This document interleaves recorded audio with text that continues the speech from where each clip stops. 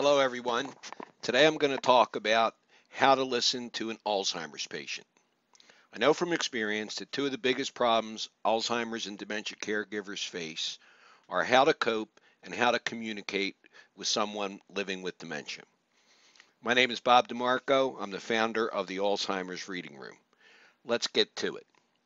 Let's face it, Alzheimer's patients often say things that seem nonsensical to us, or say things that leave us exasperated, confused, frustrated, and sadly, sometimes angry.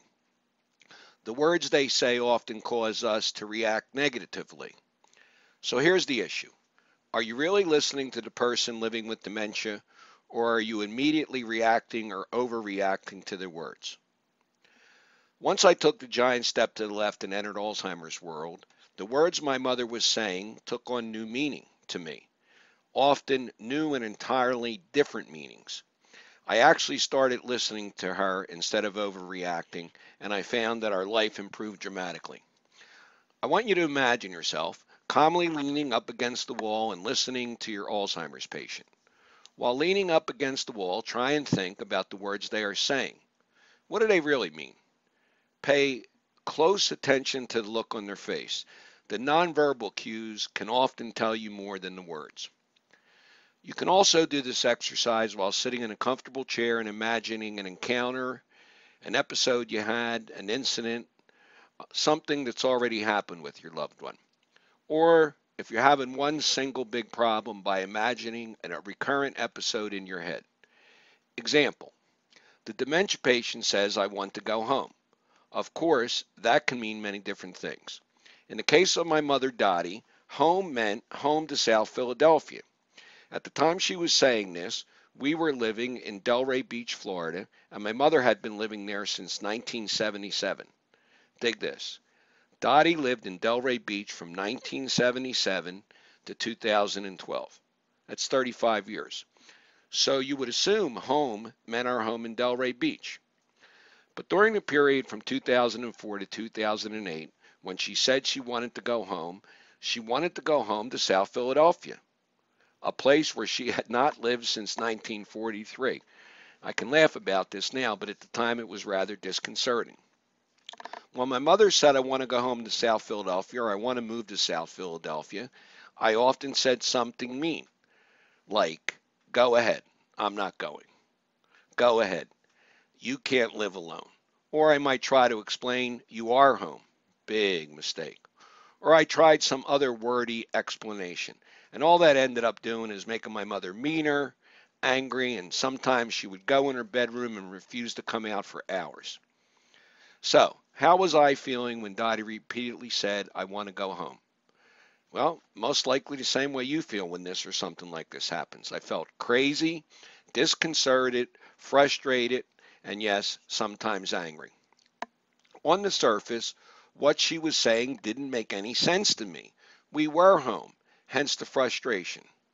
This is a big problem in caregiving when you start making it about you instead about the Alzheimer's, instead about your loved one. So, on one hand, I felt angry because I heard her saying she didn't want to stay here with me in Delray Beach. That's what I felt like. She wasn't appreciating me. So she didn't appreciate the simple fact that I was taking care of her 24 hours a day, 7 days a week. Maybe that's what I was hearing. Did you ever feel like that? Did you ever feel like you are underappreciated?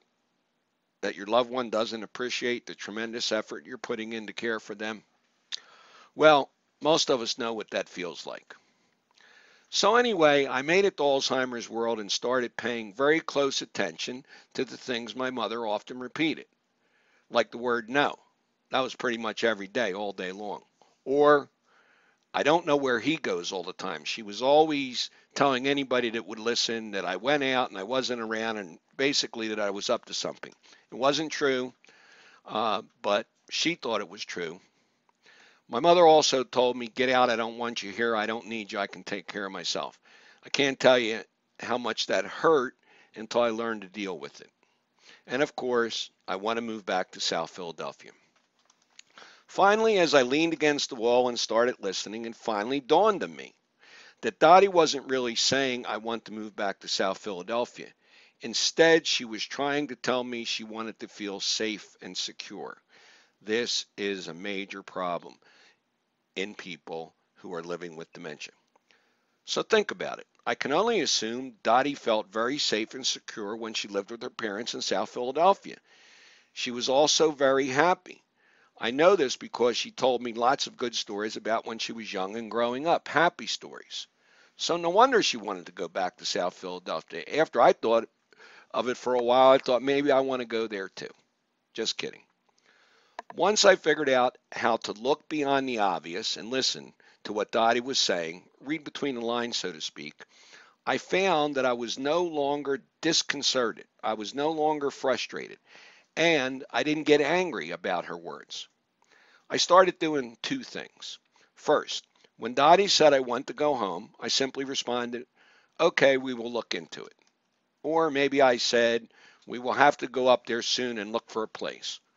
This totally diffused Dottie, and it seemed to satisfy her, and we could move on in our day. The less words you say, by the way, the better. If you use too many words, it doesn't work well. If you haven't read my article entitled Alzheimer's Communication Tip, No More Blah Blah Blah, I suggest you do so. I think it'll help you out a lot. You can find the link to that article in the show notes below this podcast. Once I started listening, I also started learning. I'm going to repeat that. I also started learning. In this case, I decided I was going to address the issue of safety and security head on. So I started putting my arm around Dottie and saying things like, I really like it here in Delray Beach. This is a very safe and secure place to live. Or, wow, it's really cold today up in Philly. Here we are at the pool. I bet they wish they could be at the pool with us. They are freezing their butts off up there today. This usually made Dottie laugh. By the way, I didn't wait until she said I want to move to South Philly. I started saying this to her around the simple idea that the weather was nice, it was easier to live here, and those kind of things. So I tried to layer on the positive reinforcement every chance I got. I also started to put my arm around Dottie, my head up against her head, and reassured her as often as I could.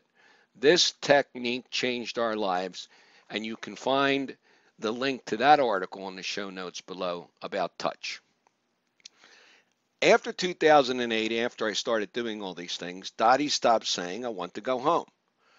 But on those rare occasions when she did, I thought, uh-oh, I better start communicating some positives. I better get her out into the bright light. And we need to do some things to reinforce safety, security, and trust. Quotation marks around the word trust. I was clearly learning how to cope and communicate with a person living with Alzheimer's, in this case, my mom. Bottom line, you just have to try to relax, listen, lean up against the wall, and figure out what your dementia patient is really saying. And then you can start to take positive action instead of reacting negatively.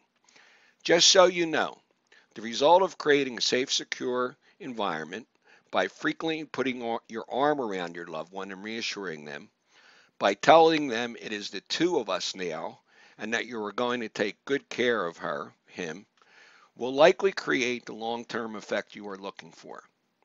They will stop saying mean, harsh, or nonsensical things. Or at least they'll do it less often. I cured a major problem by listening, then communicating positively with Dottie. I can't emphasize this enough. Layer on the positive reinforcement. Resist the temptation to say something negative.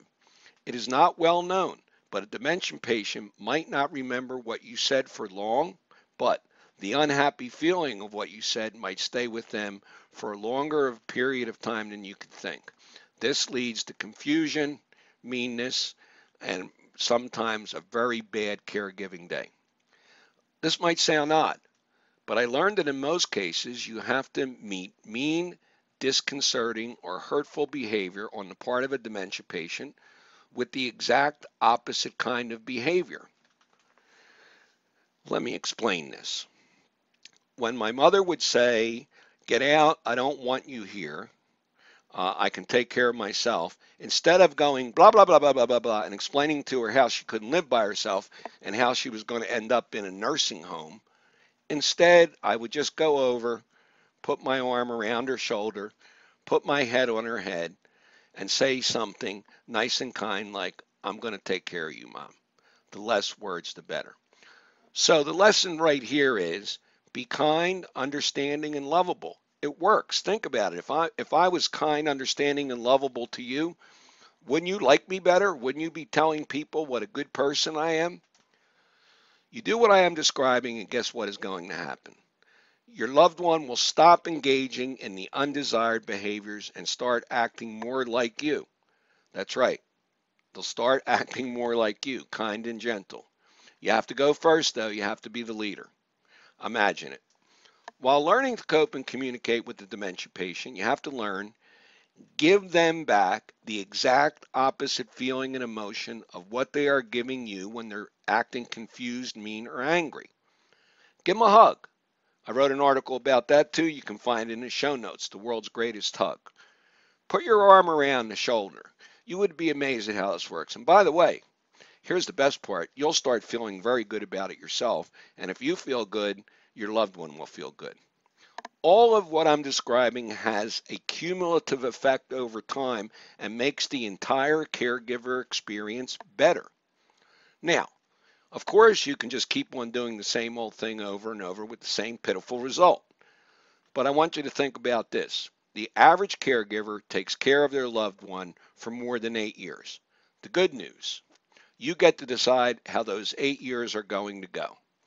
Listening is an important part of the process of learning how to communicate with someone living with dementia. Always be kinder than you feel. It will work if you are patient and determined. I'm telling you, meet meanness with kindness and you won't believe what happens next. Did you know we have 34,494 active readers who already subscribe to the Alzheimer's Reading Room? We offer a free service. You can be the first to get notified about our new articles. All we need is your email address and you are good to go. You can subscribe in the Alzheimer's Reading Room.com. In the Alzheimer's Reading Room, we help caregivers live a better life. Even better, we help you to help your loved one living with dementia to have a better life. Think about that one for a while. You can find a bunch of links to related articles that are related to this podcast in the show notes or below the article. My name is Bob DeMarco. I'm the founder of the Alzheimer's Reading Room. You just listened to original content from the Alzheimer's Reading Room. Thanks for listening. I'll see you next time.